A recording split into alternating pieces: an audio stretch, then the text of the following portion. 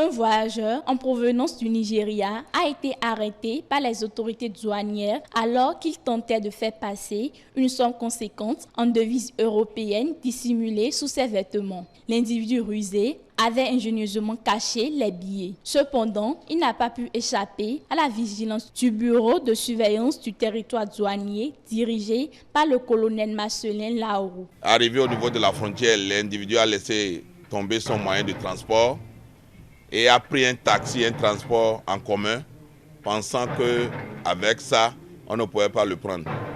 Mais comme la douane aujourd'hui a changé de stratégie de lutte contre la fraude, lutte contre toute importation en violation des réglementations en vigueur dans notre pays, on a pu mettre la main sur lui et après une palpation, il est entouré de beaucoup de billets en euros.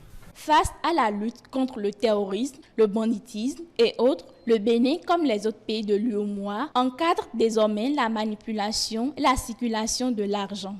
Vous avez une somme dont l'équivalent est égal ou supérieur à 5 millions, vous avez l'obligation de faire cette déclaration à la douane. Ça permet aux structures de l'État de pouvoir suivre l'utilisation que vous voulez faire de cet argent. Vous savez aujourd'hui que les attaques terroristes que nous avons, c'est parce qu'il y a de l'argent qui finance les terroristes. Il y a de l'argent qui permet d'acheter le matériel et autres là pour les terroristes et tuer nos paisibles populations. Ces pratiques ont fait que certains pays de la sous-région sont sur la liste grise.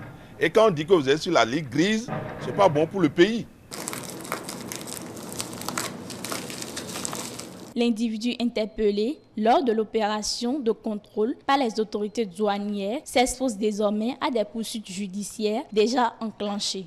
Quand vous prenez l'article 460.2 du Code des douanes, il y a d'abord des peines d'emprisonnement allant de 2 à 5 ans, des amendes allant de 2 à 4 fois la valeur des devises saisies. Même la loi uniforme sur les relations financières extérieures entre les pays de l'UEMOA, quand vous prenez l'article 20, le minimum c'est que vous perdez cet argent qui n'est pas déclaré. Le juge peut vous amener même en dehors de la saisie des devises-là, on peut vous amener même à payer jusqu'à 5 fois cette valeur-là. L'exploit réalisé par le colonel Marcelin Laourou et son équipe lors de cette opération témoigne de la détermination des autorités béninoises à lutter contre la fraude et les activités criminelles.